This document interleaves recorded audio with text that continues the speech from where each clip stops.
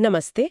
आज हम कुछ स्रोतों की गहराई में उतर रहे हैं जो एक बहुत ही कह सकते हैं बेचैन करने वाला सवाल उठाते हैं। हम इंसान जो भी काम करते हैं वो असल में करते क्यों हैं? हम सब मानते हैं कि हमारे इरादे नेक हैं, है ना? हम मदद करते हैं, हम सीखते हैं। पर क्या हो अगर अगर इन सब के पीछे एक छुपा हुआ ज्यादा स्वार्थी मकसद हो, एक ऐसा मकसद जिसे हम दूसरों से तो क्या खुद से भी छुपाते हैं। आज हम दिमाग के हाथी के बारे में बात करने जा रहे हैं, जो हमारे उन छुपे हुए इरादों का सच है। बिल्कुल। और ये जो दिमाग का हाथी है, ये एक बहुत ही सटीक मिसाल है। ये कमरे में उस हाथी की तरह है जिसे सब देखते हैं, पर कोई इसके बारे में बात नहीं करना चाहता। स्रोत इसी से शुरू करते हैं। जैसे दवाइयों को ही लीजिए। हम सोचते हैं कि हम दवाइयां सिर्फ ठीक होने के लिए लेते हैं, पर स्रोत बताते हैं कि हम अक्सर जरूरत से ज्यादा दवाइयां लेते हैं। अच्छा, क्यों? क्योंकि ये एक सिग्नल है, एक संकेत। ये हमारे परिवार को, हमारे दोस्तों को दिखाता है कि हम अपनी सेहत की कितनी परवाह करते हैं। मतलब एक तरह की दिखावे वाली देखभाल है। हम सिर्फ देखभाल नहीं कर रहे, हम ये पक्का कर रहे हैं कि दूसरे हमें देखभाल करते हुए देखें। इसी को स्रोत कॉन्स्पिक्वस केयरिंग कहते हैं। ये तो शुरुआत में ही एक चौंकाने वाली बात है। मतलब ये सिर्फ सेहत का मामला नहीं, ये सामाजिक दिखावा भी है। और और ये ऑफिस की दुनिया में भी तो होता होगा ना। हम कहते हैं कि हम सिर्फ कंपनी की भलाई के लिए काम कर रहे हैं, पर असल में अंदर ही अंदर अपना रुतबा बढ़ाने की होड़ लगी रहती है। किसे ज्यादा जरूरी प्रोजेक्ट मिलता है, कौन बॉस के ज्यादा करीब है। ये सब भी तो एक तरह की पॉलिटिक्स ही है, जिसे हम प्रोफेशनलिज्म का जामा पहनाते हैं। आपने बिल्कुल सही नस पकड़ी है। ऑफिस की मीटिंग्स हों या बड़े बड़े बिजनेस फैसले, उनके पीछे अक्सर स्टेटस और गठबंधन की राजनीति छुपी होती है। पर हम ऐसा करते क्यों हैं? इस सवाल का जवाब पाने के लिए स्रोत हमें इंसानी समाज से बहुत पीछे ले जाते हैं, जानवरों की दुनिया में। अच्छा, तो अपने दिमाग के इस हाथी को समझने के लिए हमें जानवरों के बर्ताव को देखना होगा। ये तो काफी दिलचस्प है। जैसे बंदर जो एक दूसरे के बाल साफ करते हैं, ग्रूमिंग कहते हैं उसे। ऊपर से देखने पर तो ये सिर्फ साफ सफाई का काम लगता है। लगता तो यही है, पर असलियत कहीं ज्यादा गहरी है। बंदरों के लिए ग्रूमिंग महज सफाई नहीं, ये उनकी सामाजिक मुद्रा है, सोशल करेंसी। Social currency? हाँ, स्रोत बताते हैं कि कुछ बंदर दिन का 17% हिस्सा, मतलब कई घंटे, सिर्फ इस काम में लगाते हैं। क्यों? क्योंकि वे अपना कीमती समय और मेहनत लगाकर दोस्त बना रहे होते हैं, सहयोगी बना रहे होते हैं। जब कोई खतरा आता है तो यही दोस्त उनकी मदद करते हैं। अच्छा, और ये भी देखा गया है कि झुंड के जो सबसे ताकतवर, ऊंचे रुतबे वाले बंदर होते हैं ना, उनकी ग्रूमिंग सबसे ज्यादा होती है। छोटे बंदर उनकी सेवा करके उनसे भविष्य में फायदे की उम्मीद करते हैं। ये एक तरह का सामाजिक निवेश है। यानी जो चीज हमें त्याग या सेवा लग रही है, वो असल में एक बहुत सोची समझी रणनीति है। बिल्कुल। और सिर्फ बंदरों में ही नहीं, एरेबियन बैबलन नाम की एक चिड़िया का उदाहरण तो और भी कमाल का है। ये चिड़िया एक दूसरे की मदद करने के लिए रीतिमुहा मुकाबला करती हैं। मुकाबला? मदद करने के लिए? हाँ, एक चिड़िया दूसरी चिड़िया को जबरदस्ती खाना खिलाने की कोशिश करती है। जो चिड़िया सबसे ज्यादा पहरेदारी करती है या सबसे ज्यादा खाना बांटती है, समाज में उसकी इज्जत, मतलब प्रेस्टीज, वो बढ़ जाती है। तो जो ऊपर से त्याग दिखता है, वो असल में अपनी सामाजिक हैसियत बढ़ाने का एक जरिया है। तो अगर जानवरों की दुनिया में रुतबे और सहयोग का इतना जटिल खेल चल रहा है, तो इंसानों का क्या? इसी से शायद ये सवाल भी जुड़ा है कि हमारा दिमाग इतना बड़ा और जटिल क्यों हुआ। स्रोत में कैलिफोर्निया के रेडवुड पेड़ों की एक बेहतरीन मिसाल है। वे सूरज की रोशनी के लिए एक दूसरे से मुकाबला करते हुए इतने ऊंचे हो जाते हैं कि आसमान छूने लगते हैं। क्या हमारा दिमाग भी ऐसे ही किसी मुकाबले का नतीजा है? ठीक यही बात सोशल ब्रेन हाइपोथेसिस कहती है। ये थ्योरी बताती है कि हमारा दिमाग जंगल में फल ढूंढने या शेर से बचने के लिए इतना बड़ा नहीं हुआ। उसके लिए तो कई जानवरों का दिमाग काफी है। हमारा दिमाग एक और मुश्किल पहेली सुलझाने के लिए विकसित हुआ, और वो पहेली थे दूसरे इंसान। दूसरे इंसान? हाँ, कौन दोस्त है, कौन दुश्मन, किसके साथ गठबंधन करना है, किसे धोखा देना है, किसकी बात पर भरोसा करना है। ये एक सामाजिक शतरंज का खेल था, और हमारा दिमाग इसी खेल को खेलने के लिए बड़ा और तेज हुआ। हमारा असली मुकाबला प्रकृति से नहीं, बल्कि अपनी ही प्रजाति के दूसरे लोगों से था। और स्रोत कहते हैं कि हम मुख्य रूप से 3 खेल खेलते हैं: सेक्स, स्टेटस और पॉलिटिक्स। यानी सबसे अच्छा पार्टनर ढूंढना, समाज में अपना रुतबा ऊंचा करना और अपने गठबंधन को मजबूत बनाना। तो एक तरफ तो हम दूसरों से आगे निकलने की इस होड़ में हैं, लेकिन दूसरी तरफ हम समाज में एक साथ भी रहते हैं, जिसके लिए नियम कानून जरूरी हैं। ये एक अजीब सी उलझन है। हम नियम बनाते हैं ताकि सब मिलकर रह सकें, लेकिन फिर उन्हीं नियमों को तोड़ने के बहाने भी ढूंढते हैं। और यहीं पर हमारा दिमाग अपना असली खेल खेलता है। हम नियम तोड़ते हैं, लेकिन चतुराई से। हम ऑफिस से पेन या स्टेशनरी घर ले आते हैं, ट्रैफिक सिग्नल तब तोड़ते हैं जब कोई देख नहीं रहा हो। लेकिन इससे भी ज्यादा गहरी बात यह है कि दूसरों को धोखा देने के लिए हमारा दिमाग पहले खुद को धोखा देता है। ये इस पूरी थ्योरी का सबसे जरूरी हिस्सा है। हम अपने स्वार्थी कामों को खुद अपनी ही नजरों में सही ठहराने के लिए शानदार कहानियां गढ़ते हैं। यहीं पर वो प्रेस सेक्रेटरी वाली बात आती है ना। ये सुनने में बहुत मजेदार लगता है। हाँ, सोचिए, जैसे किसी नेता का प्रेस सेक्रेटरी होता है। उसका काम सच बोलना नहीं है, उसका काम है नेता के हर फैसले को अच्छा, नेक और तर्कसंगत दिखाना, भले ही फैसला किसी और ही वजह से लिया गया हो। हमारा दिमाग भी ठीक यही करता है। हमारे दिमाग का एक भावनात्मक हिस्सा पहले ही फैसला ले लेता है, मुझे ये महंगी घड़ी खरीदनी है, और फिर दिमाग का प्रेस सेक्रेटरी मॉड्यूल काम पर लग जाता है।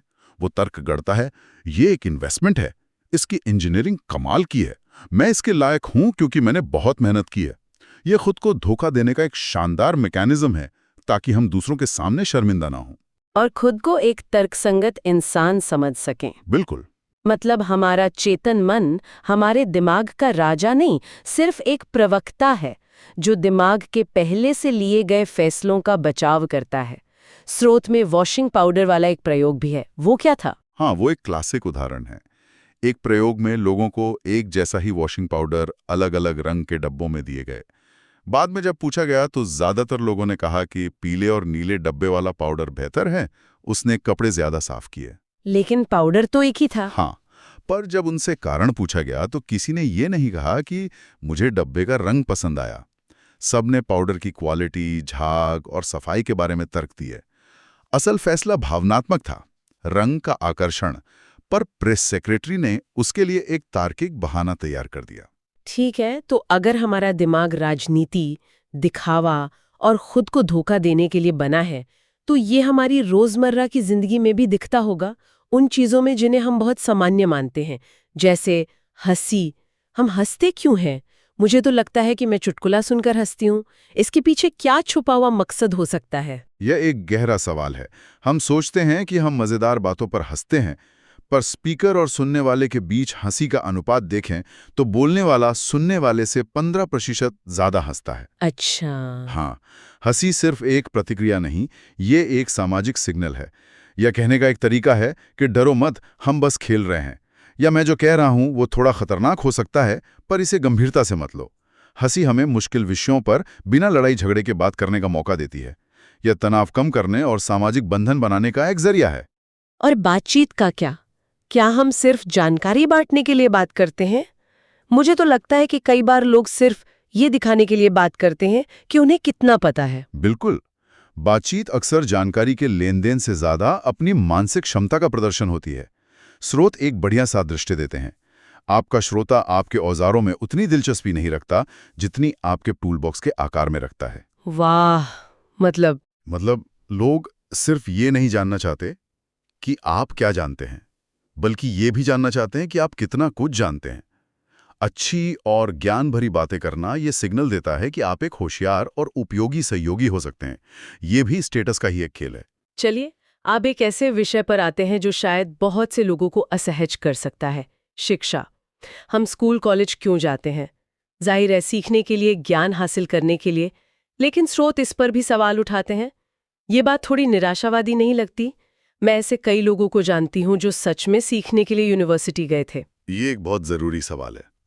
देखिए, स्रोत ये नहीं कहते कि ज्ञान का कोई मूल्य नहीं है या कोई भी सीखने के लिए नहीं जाता। वो ये तर्क देते हैं कि शिक्षा प्रणाली का मुख्य छुपा हुआ काम सिग्नलिंग है, संकेत देना। डिग्री एक ठप्पा है, एक सर्टिफिकेट जो भविष्य के एम्प्लॉयर्स को ये बताता है कि आप में कुछ खास गुण हैं। जैसे आप होशियार हैं, आप मेहनती हैं और आप नियमों का पालन कर सकते हैं। आपने 4 साल तक मुश्किल क्लासें पास की, इसका मतलब है कि आप दबाव झेल सकते हैं। मतलब जो ज्ञान हम हासिल करते हैं, जैसे इतिहास या कैलकुलस, वो असल नौकरी में शायद ही काम आए, पर उसे हासिल करने की जो प्रक्रिया है वही हमारा असली रेज्यूमे है। काफी हद तक यही सच है। सोचिए, स्टैनफोर्ड यूनिवर्सिटी में दुनिया के बेस्ट प्रोफेसर पढ़ाते हैं। अगर कोई आपको उनकी क्लास में मुफ्त में बैठने दे, बिना किसी क्रेडिट या डिग्री के, तो कितने लोग जाएंगे? शायद बहुत कम। सही है। क्यों? क्योंकि उन्हें ज्ञान तो मिल जाएगा, पर वो सिग्नल, वो ठप्पा नहीं मिलेगा जिसकी बाजार में कीमत है। स्कूल और कॉलेज हमें सिर्फ सिखाते नहीं, वे हमें एक बड़ी मशीन का उपयोगी पुर्जा बनना भी सिखाते हैं। समय पर आना, डेडलाइन मानना और अधिकारियों की बात सुनना। तो ये सिग्नलिंग का खेल हमारी खरीदारी में भी साफ दिखता होगा।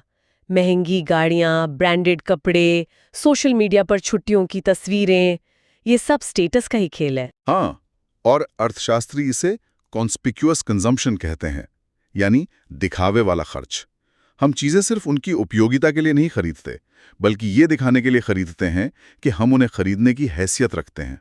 एक साधारण घड़ी भी समय बताती है, पर एक लग्जरी घड़ी समय के साथ साथ आपकी सामाजिक हैसियत भी बताती है। ये एक मजबूत सिग्नल है। ये बात कला पर कैसे लागू होती है? क्या हम एक पेंटिंग की तारीफ सिर्फ इसलिए करते हैं क्योंकि वो खूबसूरत है? ये बहुत ही आकर्षक नुक्ता है।